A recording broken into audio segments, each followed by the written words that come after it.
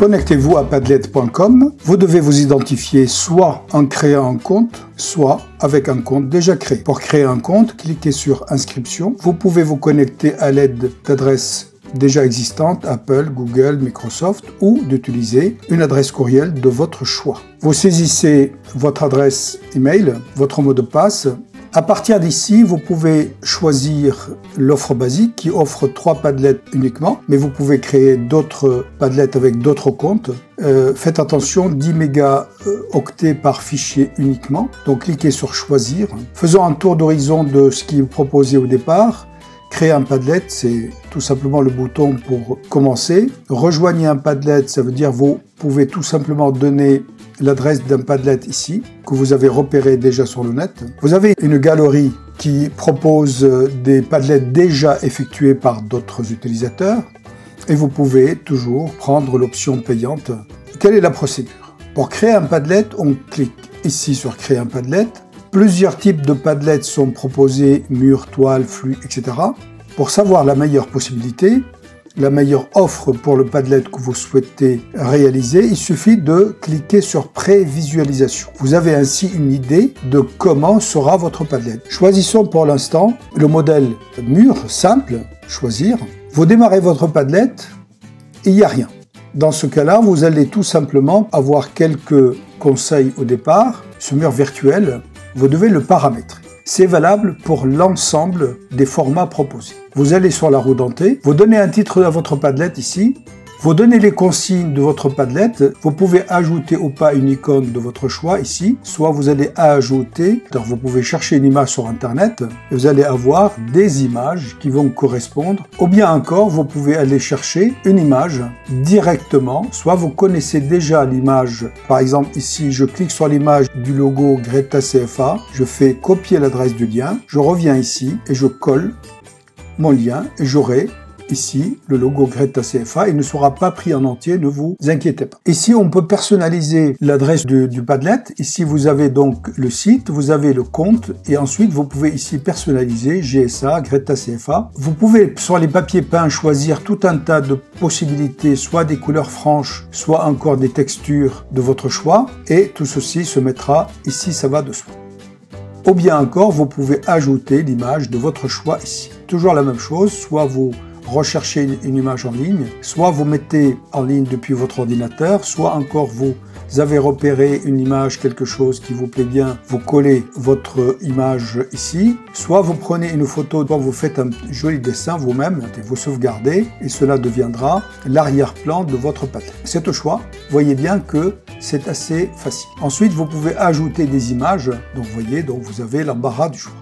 Vous pouvez personnaliser aussi la police de caractère. Choisir la position de la dernière publication. Soit elle se met en premier, soit en dernier. Vous vérifiez qu'ils peuvent soit mettre des réactions, soit aucune, soit aimer, soit voter, soit mettre des étoiles, soit mettre une note. C'est au choix toujours. Vous pouvez choisir ici de rendre les publications soumises à approbation de votre part. Exemple, si vos apprenants doivent déposer sur ce mur virtuel, vous pouvez par exemple choisir à ce que vous validiez les travaux qui seront déposés. Vous pouvez ensuite remplacer les mots par des emojis, mais je ne vois pour moi aucun intérêt. Donc je sauvegarde, tout ce que j'ai paramétré, je le sauvegarde. Je ferme et à partir de là, il suffit pour créer un post d'aller sur le plus ici. Quel que soit, encore une fois, le format que vous avez choisi, etc. Vous mettez un titre, vous mettez un texte descriptif de votre choix et puis vous pouvez commencer. Soit mettre en ligne quelque chose, donc un fichier depuis votre ordinateur. Par exemple, je mets ici le logo qui va aller chercher. Je peux mettre un lien vers un site par exemple.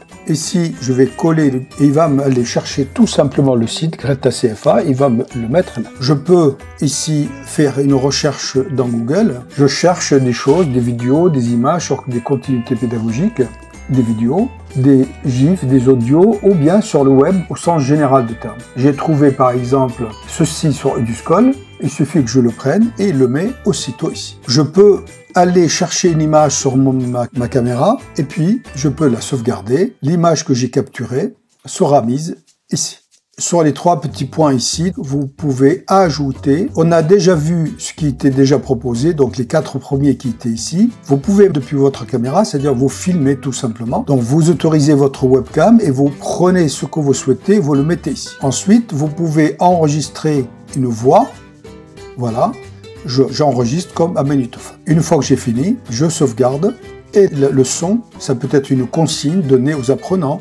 Donc là, je vais entendre ma voix. Ensuite, je peux enregistrer ce qui se passe sur mon écran. J'enregistre mon écran ou j'enregistre une fenêtre. Je peux dessiner, je peux mettre un lieu, soit vous affichez les rues, vues par satellite, terrain, et vous choisissez ici d'afficher l'emplacement GPS, vous sauvegardez, voilà, tout simplement. Vous pouvez refaire, ça veut dire dupliquer un Padlet qui a été déjà fait, que ce soit le vôtre, que ce soit un autre Padlet que vous avez trouvé sur le net. Vous redonnez un nouveau titre de votre Padlet, une nouvelle consigne, nouvelle description. Vous pouvez copier la mise en page ou pas, et vous pouvez copier tous les posts, forcément ça va de soi, sinon il va copier que la mise en page, copier les paramètres de diffusion et copier la paternité du Padlet. Ainsi vous pouvez citer celle ou celui qui a fait ce Padlet.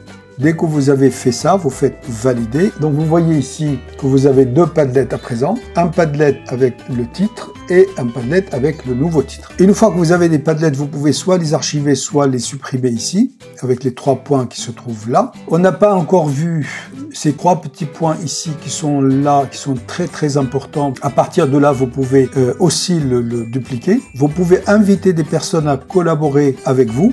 Ça veut dire qu'ils doivent vous donner leur compte utilisé sur Padlet. Vous pouvez ici copier le lien vers votre Padlet, avoir votre QR code assez intéressant puisque vous pouvez le mettre à disposition, on peut le flasher et aller directement vers votre Padlet. Vous pouvez le partager avec le code HTML, vous pouvez le partager par courriel, c'est-à-dire l'envoyer par email, vous pouvez le partager sur Facebook, Twitter, et ce qui est intéressant pour nous ici, c'est de le partager directement sur Classroom ou dans Classroom. Vous choisissez alors votre cours, celui qui va recevoir le Padlet. Vous avez des actions ici à faire. Vous pouvez élaborer un devoir, poser une question, faire une annonce ou créer un support. Une fois vos choix réalisés, validés sont OK. Donc il y a un lien qui se crée. Donc dès que vous avez mis le titre qui va bien et la description qui va bien, votre Padlet est intégré, vous publiez et cela devient une ressource de votre espace Classroom. Vous pouvez sauvegarder en tant qu'image. Vous pouvez le sauvegarder en PDF. Sauvegarder au format CSV ou Excel vous permettent d'avoir un tableau avec toutes vos capsules que vous avez fait et vous avez ainsi un tableau avec l'ensemble des données que vous avez mis sur votre Padlet. Voilà un tour d'horizon de ce Padlet. Vous voyez ici le Padlet du pôle R&D. Mode étagère, c'est-à-dire que je peux ici mettre des colonnes. Si je veux créer une colonne, je mets le nom de la colonne et je fais sauvegarder. Donc je peux ajouter maintenant la même chose qu'on a vu, les agences du Greta CFA. Je prends ici, je cherche, soit je vais moi-même installer quelque chose dans un lieu, je peux le nommer, etc. Soit je vais chercher ici le début d'une adresse et puis il va chercher tout simplement dans Google et il va le mettre ici. Big Freeze, ça a commencé par le confinement, il y a quelques dates et vous pouvez ainsi réaliser la même chose. Ce sont des post-it qui se réalisent de la même façon, toujours un plus, toujours la même vignette du post-it. C'est un outil que vous pouvez utiliser avec vos apprenants pour faire une curation de contenu, que ce soit sur la base de travaux à réaliser, soit sur des ressources à centraliser. C'est à vous de jouer maintenant.